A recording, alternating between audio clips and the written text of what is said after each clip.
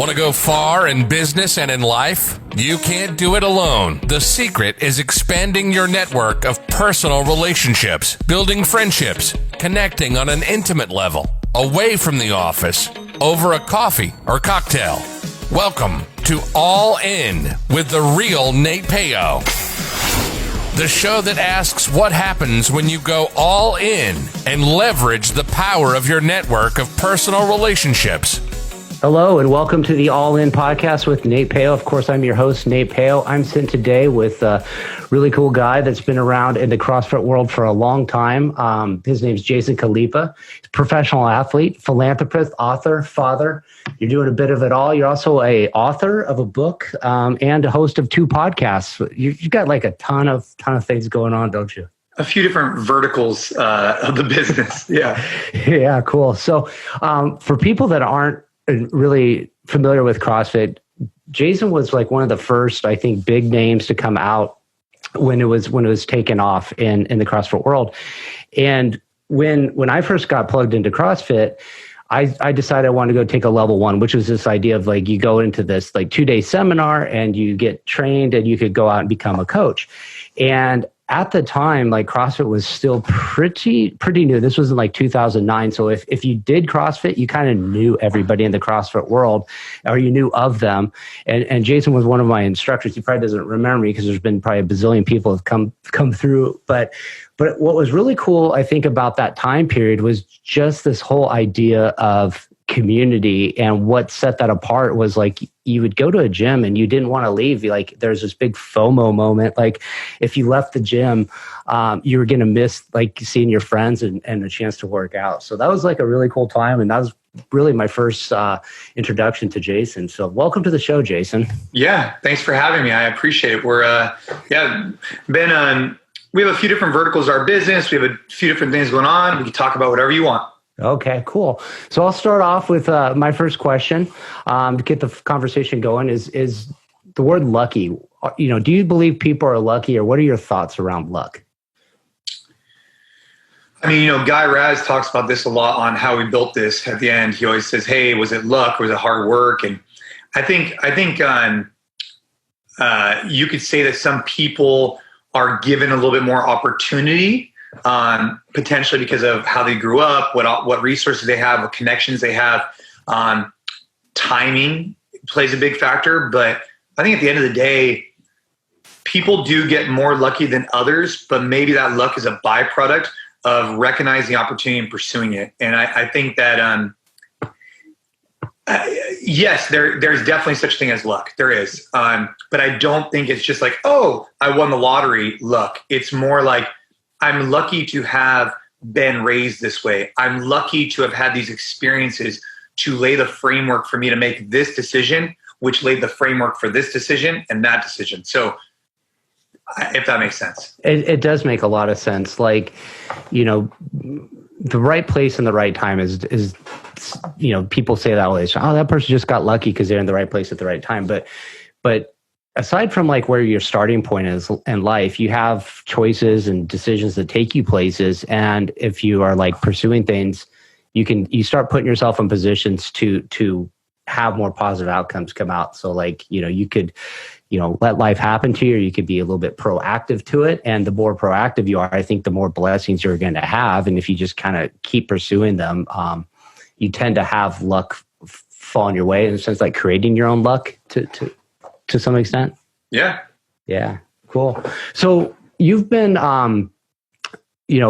building a lot of businesses around NC Fit. Can you talk a little bit about what is NC Fit? And the part that really interests me is the idea around communities, particularly the communities you build in your gyms, but how people can go about and build communities, not just necessarily in their gyms, but maybe within their businesses or within their work environments, or just within group works of teams that they're working on together.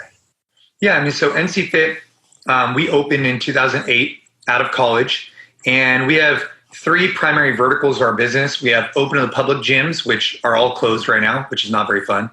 Corporate wellness gyms, where we provide all types of corporate training inside of companies where we run their full fitness centers, et cetera.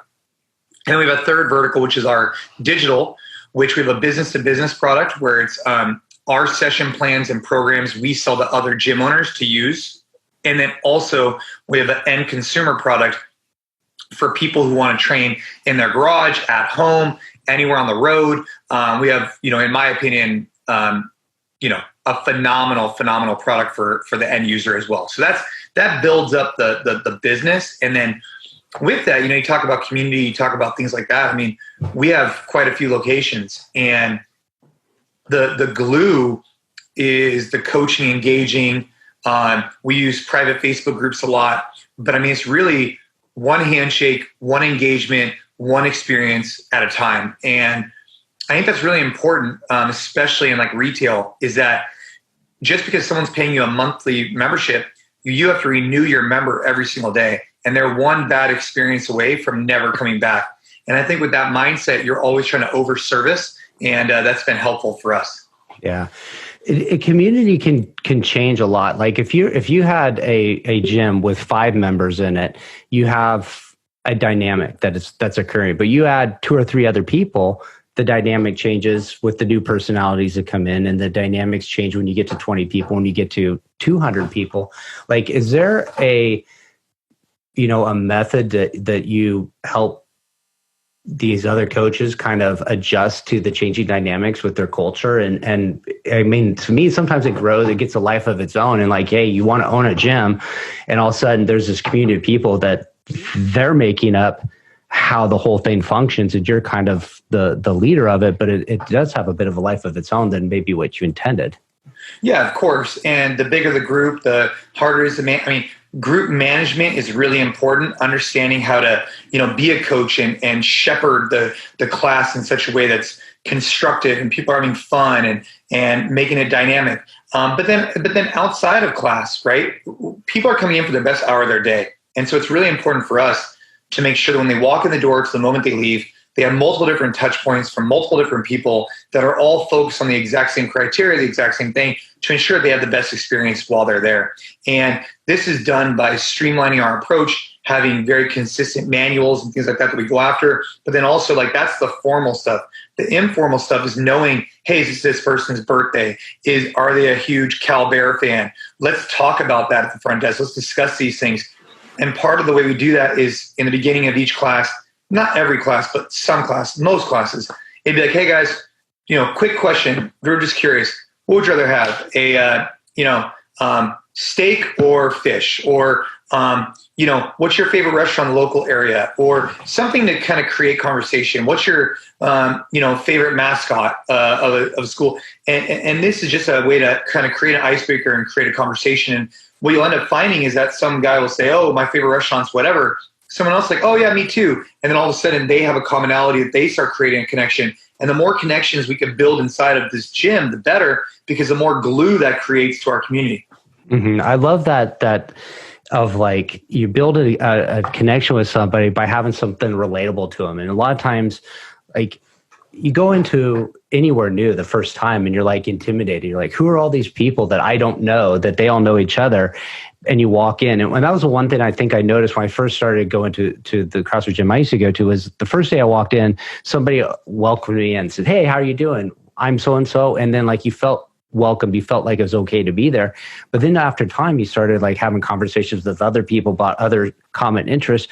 And it becomes this glue that bonds. And you start thinking like, I can't leave this gym because I've got, 20, 30 friends here that's like family. So like there's retention, I think, from there as making friends with people, but you're also, people want to keep coming back, and it raises the level of energy. And the more people I think that come in and see that, they want to stay and be a part of that too. So there's something to be said about just having little connections with people and it developing into friendships that just make people do business with people they like. I mean, period. Yeah. That happens all the time. So 100%.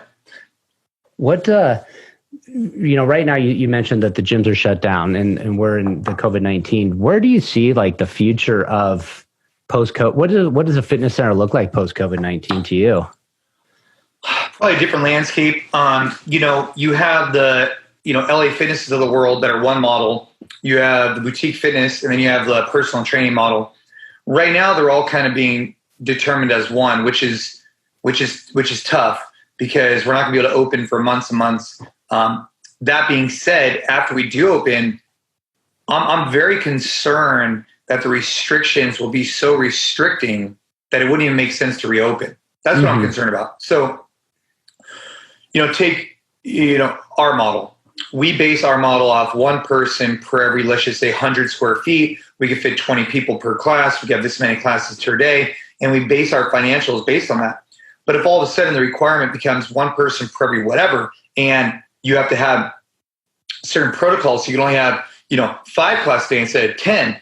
Well, now all of a sudden we can't even if we were open, we just couldn't even accommodate enough people to run a profitable business. And so what we'll need is negotiations with landlords, potentially raising the rates. Who knows? I'm also really concerned about restaurants, obviously. A close friend of mine is Michael Mina, and they have a lot of restaurants. And with their restaurants, they base it, I'm sure they base their financials based on how many tabletops they could have. But if you're cutting that in half, are they even going to open? Because same with us. All of a sudden, our insurance cost goes up, our cleaning bill goes up, our staff goes up. We might be better off just not even opening the doors than opening at half capacity. Yeah, I think there's a lot that has to be figured out, and some fitness centers I think have more challenges than others. Like a lot of people are working out at home right now, and the Peloton idea, you have a bike at home, you take digital classes. That thing had been going on for a while, and it's a lot of fun, and the coaching is pretty good on it. But now, everybody bought the bike, and I've kind of started looking at what are other gyms that could be doing it. If you owned a yoga studio, or you owned a bar fitness place, something where you don't need a lot of space.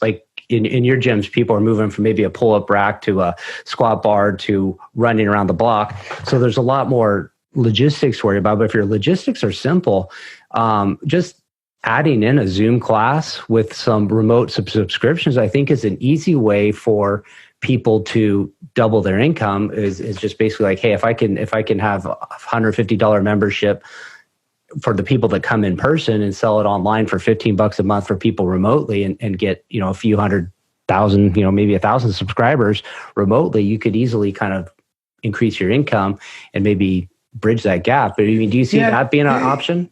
Yeah, the challenge is that, you have guys. So like I told you, we have digital products. We've had it for years. It's not new to us. And the challenge is if you're a brick and mortar person, for example, for you, if you're focused on residential construction, then all of a sudden I'm hey, I want you to become commercial construction. You have a basic understanding, you have whatever, but that hasn't been your forte for years, right? You are residential, which is a different beast than commercial, for the sake of this argument, right? Yeah. Same thing can be said for fitness. In gym, brick and mortar is a different beast than digital. And just because you do digital well doesn't mean you can do brick and mortar well. I don't think Peloton could go do what SoulCycle's done, and I don't think SoulCycle could go do what Peloton's done, because they both have had so much learning through that experience. And so for us, the way we pivoted is we already have an app. We already have all this stuff. So now we're putting together a follow-along at-home workout with dumbbells. Follow along, high quality, good audio, good video, good, all those things matter. And so that's what I think is going to need to happen for some of these guys to sustain. But I'm pretty worried that a lot of them are going to go out of business because they've built their business on brick and mortar, and they're not going to be able to pivot to digital at a high enough quality to justify the cost. You need to have a whole team. And you need you learn a lot along the way, I'm sure. You make a lot of mistakes and you don't realize things. Yeah, it's crazy. So it's a tough world to be in. Are you getting a lot of people reaching out to you that weren't in part of your coaching programs and asking, hey, what do we do? Yeah, we have a ton of stuff that's going on to gym owners, and yes, we have a lot. And the reality is that there's a lot of people out there that always want to try and say, hey, for $5,000, I'll give you the toolkit to get you through this. The reality is no one knows, right? This is new territory. And so there's certain things we could do, but we are only speaking on things once we receive new information and how we're pivoting and what we're doing to shift. And in California, we really need to wait. We can go out there and go buy face masks and cleaning supplies. What happens if Gavin Newsom says, hey, you're not the cleaning supplies need to be this specific type. And all of a sudden that money we spent is wasted. So we're being very careful of the information we should send out to our affiliate or, like partners that use our programs, because we don't want to give wrongful information. Yeah, that's tricky because every even that's statewide instructions, but they could be countywide or citywide, a little bit different, a little bit trickier. State to state, it's even different. And then I'm sure you got people in other countries too that's even different than that. So it's an interesting time to be in. I do want to ask you, what is the AMRAP mentality that you try to instill? I wrote a book. It's called As Many Reps as Possible, or AMRAP Mentality. And for anybody that's in fitness, they've probably heard this idea of an AMRAP. It's as many reps as possible. And the goal is you're really fighting against the clock. And so for me, I was trying to balance in my life how to compete professionally, how to build a business, and how to have a family. And I found that when I AMRAPed each thing, I got a lot more work done in less time. And so the AMRAP mentality is about identifying what you want to focus on, like this conversation, work hard at it, switch gears to something else, work hard at that, switch gears to something else, work hard at that, instead of being 1 foot in, 1 foot out the whole time. And that was something I really started to embody in my life, and it paid big dividends for a very long time. It still does to this day, of AMRAPing each area, each focus throughout my day. That's a good take. It's almost like they say multitasking doesn't work, and it's essentially, it sounds like you're taking a very focused approach to the task at hand for the time you need to spend on it, moving to the next task. So even though maybe you're multitasking, you're not thinking about what's next until you move on. It's just constantly just very focused. Yeah, because what it was 2012, 13, 14, I was competing at the highest level at CrossFit. And then we opened up, I think, 10 locations globally those years. And, I'm on conference calls and trying to do assault bike intervals, and it just wasn't working, right? It just wasn't working. And I had to prioritize and focus. Yeah, that's tough to have so many things going on and finding balance, but you seem to have been very successful at accomplishing that. And you got a lot of big things in store, I'm sure. Next question for you I have is the idea of all in. How would you define being all in on an idea or an outcome?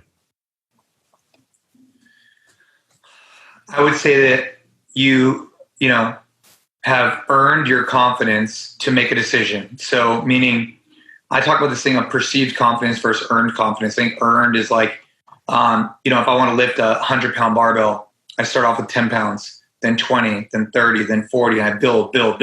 So when I get to that 100-pound barbell, I know I'm going to be able to lift it.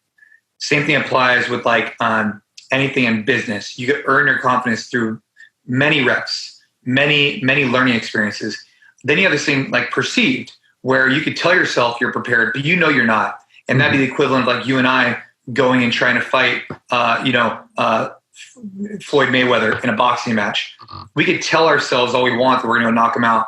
But chances are he's going to have the earned confidence from decades of training to feel good.